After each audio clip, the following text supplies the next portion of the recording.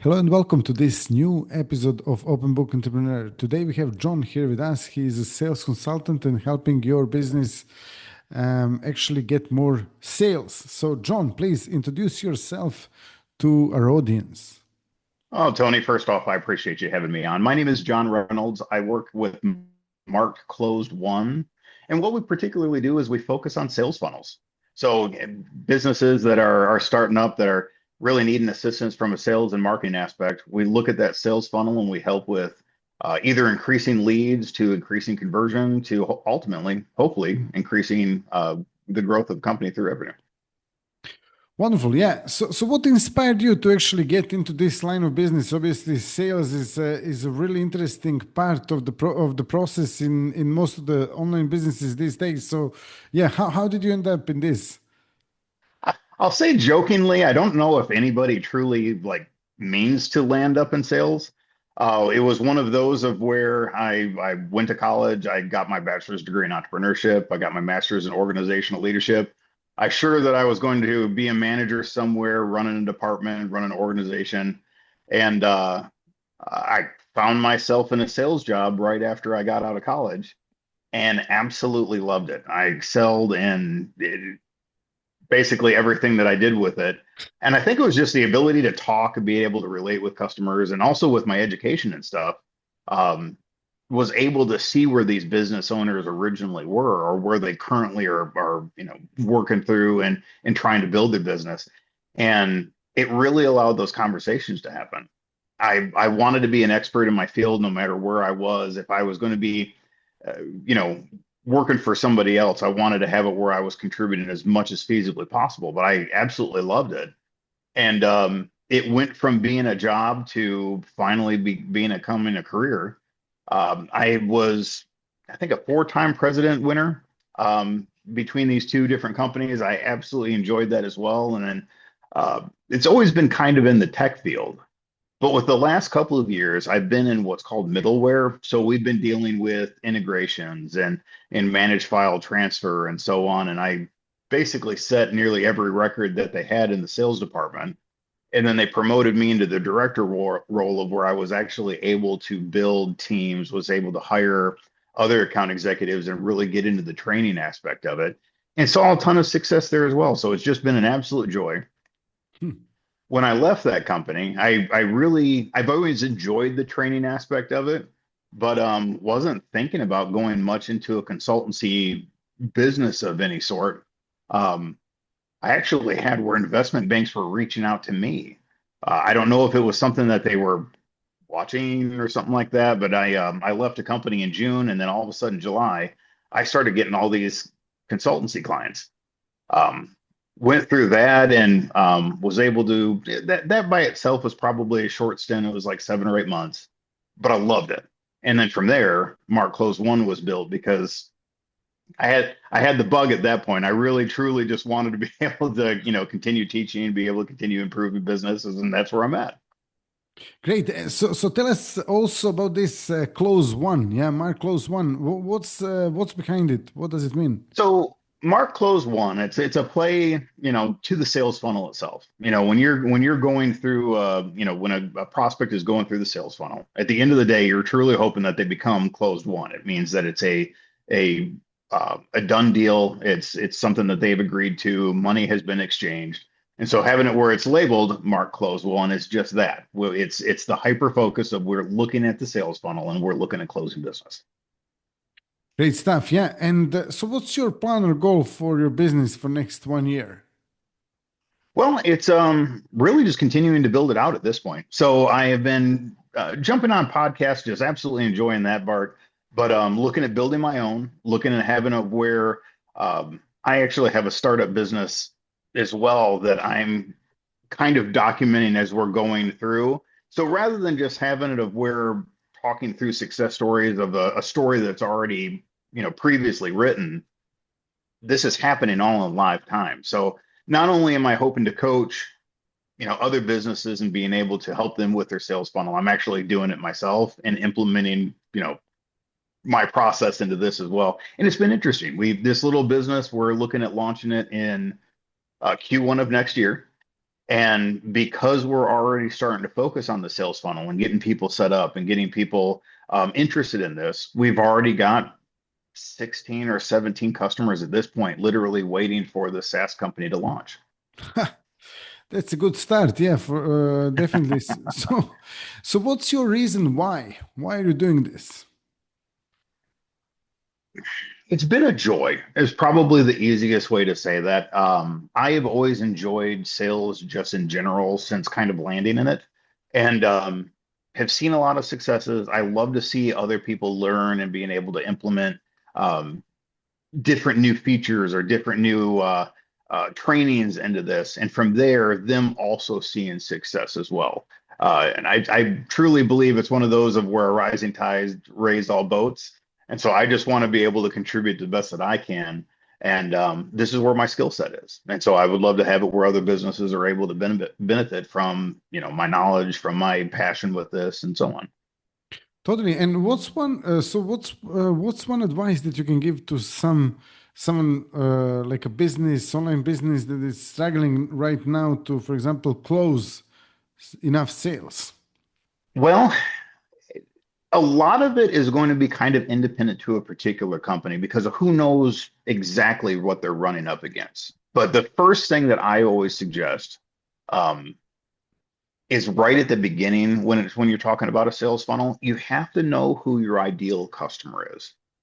Because if you don't know who your ideal customer is, you're going to be working on all of these additional leads.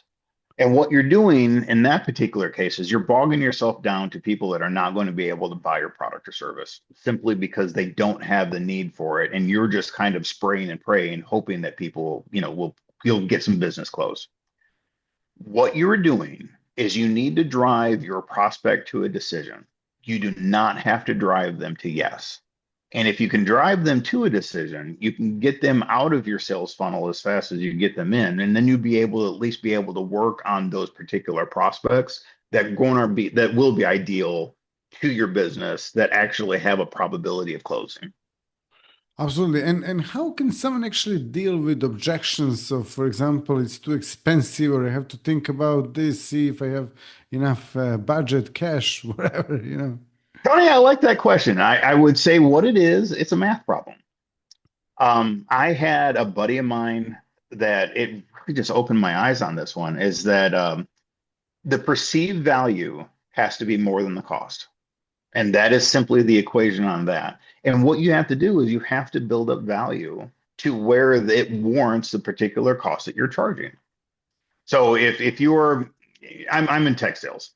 Um, when I had a customer that was calling in, or if I had some reason that they lifted their hand saying that I need help. When I had that conversation, it would be like, okay, what's the first thing that you're struggling with? What is the reason for this conversation? But then I wouldn't only do that, I would educate them on the product. I would look for additional use cases of where we might be able to serve. It might be something that's instead of it being departmental, I might be able to make it where it's an organizational fix for them. I'm building the value of it. And as that's going along, it becomes of where it's no longer this expensive charge for this one single problem that I've got. The perceived value is like this can be a solution for a portion or all of my business, and it's only this much. And that's where I was really seeing was from the educational aspect and from the looking at additional use cases. In SaaS sales, you're probably looking at a 25% close rate from what you would consider a sales opportunity. Um, we were actually, me and my team were closing around 37 to 40% simply because we were taking that particular aspect and that process in place of where we were educating these customers. Wow. Wonderful. Excellent. And this can probably be applied to other industries or other niches, like, for example, online coaching or consulting or You're other correct. services. Yeah. And that's exactly it. I mean, the basics are the basics, and that's really truly when it comes to play. What I really kind of see myself with Mark Close One is we usually have that initial conversation and see of where they are in the sales process. Where are customers not coming in? Where is it just where these prospects are going away? And then once we start looking at the individual steps throughout, that's when we were then able to really determine, okay, this is the thing that needs to be fixed. You know, the problem might simply be that we need more leads, or you might have plenty of leads, and what we're doing is we're not following up in a rightful time, and a lot of these people are maybe a more urgent need, and they're going elsewhere. It it can be all over the place. But what we're doing is it would allow us to be able to have that time and really take a look and see of what's going on so that we can actually get more business, you know, and more revenue into the business. Great, wonderful. Okay, so if someone wants to actually get in touch with you, learn more about you, or connect to you, how they can do that? So I'm hopefully pretty easy to find. So I'm on LinkedIn, I'm on Facebook, I'm on X. But easiest is literally just go to the website. It is markedclosed1.com. And then there's 17 different buttons that you'll find to be able to get you to me. Wonderful. Yeah. Okay. Fantastic. So, in terms of the link, I will share that in the description of this episode. And on top of that, if you guys watching us have any questions for Jon or me, especially when it comes to sales for Jon, you can ask them in the comments of this episode. And yeah, just before we go, Jon, like if there is any final thought, anything I didn't ask you, anything that you would like to cover, maybe you can share it right now with our audience. Wow. Well, what I would say is that you got to keep action is really where you're at with that. If you're struggling with sales and marketing, take the next step. It's one of those of where it's not going to get any better if you just kind of sit there and analyze on it. You have to take action. Um, Once you have done that, you'll be able to at least have more information than you previously did, and you'll see where your business, where maybe the faults are, and then you can continue on from there. Definitely. And I mean, I sort of like had a lot of these challenges when it comes to sales and stuff. And I can definitely add to this, Jon, what you mentioned, Right. like you can sit there if you're not like sort of like a professional when it comes to sales, you can sit there, you can analyze, you can take action, you can do all these things, and it's going to take a very, very long time for a lot of people to actually discover and find out exactly what's wrong and how to fix it. But Right. when it comes to sales, that's really one of the parts of the business that is really, really immediately visible if it's sort of like worth investing in something. So what I Mhm. suggest for anyone watching us that is struggling with sales is like hiring someone like Jon. It doesn't have to be Jon, I think, but like anyone that is sort of coaching other people on how to fix sales, because that's really important part of the process, that you get the shortcut in the most valuable part of the business, really, especially if you're like in the startup stages, if the cash flow is issue or challenging. I believe that investing in the sales coach is super important. So, Jon, thank you so much. Maybe you want to add something to that. Well, I was just thinking about that. Yeah, because you're right on that one, Tony. These When it comes to sales, you have to focus on that because all businesses need to have it.